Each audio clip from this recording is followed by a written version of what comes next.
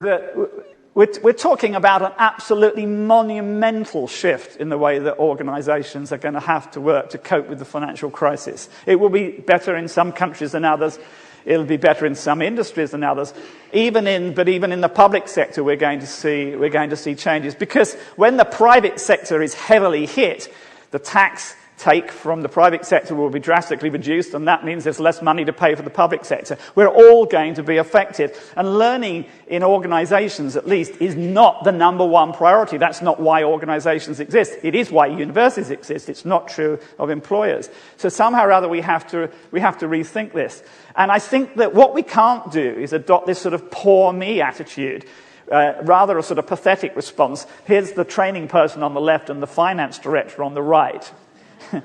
And this is what the training person says. He says, well, look, but surely employees are our greatest asset. And the finance director, who's far too savvy to fall for that one, says, oh yeah, well, what about all these organizations then? And it is these sort of very bland statements like employees are our greatest asset. Well, they are in some organizations, but there are plenty of organizations where other things are much more important in terms of their actual value. And in fact, even more than that, I'd say that you can't say that employees are not your greatest asset. They're much more important than that. One of the differences between Gen Y and the baby boomers is that Gen Y would never regard themselves as an asset of an organization. How demeaning to be regarded as an asset. The only people I know who can be bought and sold by an organization are slaves or footballers. If you can think of any more, but we can't be bought and sold. We are not assets of an organization. So you can't go in with that. You can't go in with that stance. And then the next thing is to say, but surely, training should be seen as an investment, not a cost. Now you've got to remember that every department of every organization is going in saying exactly the same thing. We need more money in the accounting department, because if we invest more money in accounting, then we'll be able to save money in terms of the speed with which we get paid. Or if we invest more in customer service, then we'll lose less employees. Or we invest more in IT, then we'll have a return in terms of the efficiency of the organization. Everybody is saying this. So what you have to do is to be able to answer this question. So, okay, fair enough. If it is an investment, how great is the return, and how confident are you about it? It's no good saying there will be 1,000% ROI. Yeah, okay, well, how certain are you that we're going to get that 1,000% ROI? Well, no. The trouble is we're not really very good at doing this, and somehow we've got to be able to talk the language of the organizations that we work for. And that must be true in universities as much as it is in corporations. It's frightening because people don't go into learning and development because they're very numerate. That's my experience. I must protect myself at that point. But that's not their strength. But I do think we have to become numerate pretty quickly. So we can't meet these pressures just by changing methods. I think we have to distinguish between methods and media very carefully here. That we choose methods because we want to maximize the effectiveness of learning, the pedagogy. But we choose media because we want to make things efficient. And the new pressures, the time, environmental pressures, the cost pressures, are essentially, above all, pressures for greater efficiencies. But, luckily, there's a number of other forces for change which are enablers. And these are things that we know all about in this room, but we have to communicate this message really, really clearly, that technology is the enabler of the change which will allow us to do all the things we talked about earlier. Learning media are evolving rapidly. I didn't know where to stop writing these on here because I would have run out of space.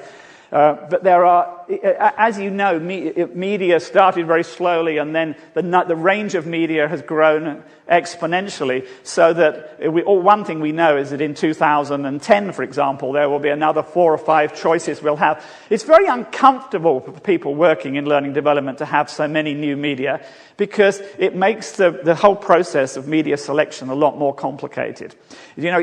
it's like the ideal hi-fi is the one with one big knob that just says volume. That's the perfect hi-fi. Unfortunately, learning and development, you just don't have one big knob that says in the classroom, but turn it up, more class. That we actually have to have lots of different knobs, so it begins to look like a cheap hi-fi, which cheap hi-fis always have lots of knobs, and expensive hi-fis have very few, as you know. Not that hi-fi, of course, is a very baby boomer thing. There are hardly any hi-fi shops left now. Baby boomers are the only people that worry about hi-fi. So very quickly, let's rehearse the arguments. We've got new tools.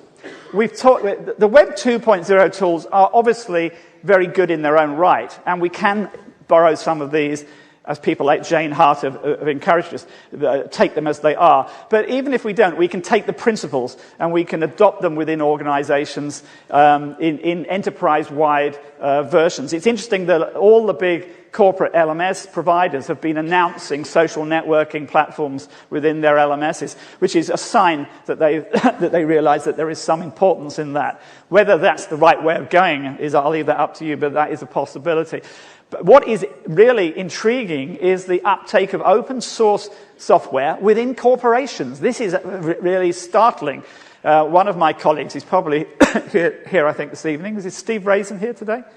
From Keynote? Yeah, will tell you about how many hundreds of their clients are using Moodle within big corporations to run learning solutions. When many of them have also got big, expensive LMSs as well. So it's interesting how that is having an effect. The whole cost, the cost of entry has gone down dramatically. I've got clients which are really far too small, you would have thought, to be doing e-learning, who are now able to enter this market with very little cost. And the rapid development tools are making it possible. I think they genuinely have got to the point where it's possible for teachers, trainers, generalists, as well as subject matter experts, to make a decent job of putting together rapid material. They do need training, hopefully not in the classroom, but they do need training in order to do that. And what's even more exciting is, of course, that even what we would regard as the absolute high-end 3D virtual worlds, they are more accessible. We already heard a lot today about Second Life and how the synchronous virtual worlds are very accessible to us. But it's also becoming possible, and Caspian's a good example of what they're doing with their Thinking Worlds platform, that it is also possible to create bespoke virtual worlds really at a very affordable price and a very realistic time. I think to just quickly reflect on the fact that the proliferation of devices is also extremely important. More than half of people at work away from desks. You can't reach them with a desktop computer. So we can reach them now with mobiles. It almost goes without saying that this is really the delivery platform of the future. But even the desktop computers are becoming cheaper and cheaper. This is the one laptop per child computer, I think, which is around $200 a time. But everybody will have a computer. The idea of a digital divide where, some people can't afford computers is seeming an almost ridiculous point. In fact, probably the only people I know who don't have computers are very much middle class, because they still regard it as something rather beneath them to have a computer, just as they sometimes think it rather beneath them to have a television, they might have thought a few years ago. But it certainly is not a problem lower down the social ladder. And it's what I love as well, because I'm a fairly creative person. I like taking photos and videos and doing this sort of making music. This is also unbelievably cheap to do. When I first got involved in corporate video, which is back when I first knew Donald, we used to charge £1,000 a minute to make corporate video. That was in 1983. I think probably in 2008 we'd be talking about charging £1,000 an hour. The whole thing has become radically that much cheaper. In fact, even a broadcast quality, high definition camera, which you'll see on the screen in front of you there, that only costs, about £1,200. So that the technology is unbelievably accessible. Not that you need it for the web, that is. And of course, bandwidth is dramatically important because increases in bandwidth are bringing us out of a world of purely of text into a world, a rich media world of audio and video. And I'm really pleased to see video becoming a much more dominant part of the mix, and does provide learning and development departments with a fantastically more exciting way of communicating information than doing it all textually. Not just top down, but coming from the bottom up in the organization. Okay, now this particular guy is not somebody I would want to I wouldn't want this person to call me into their office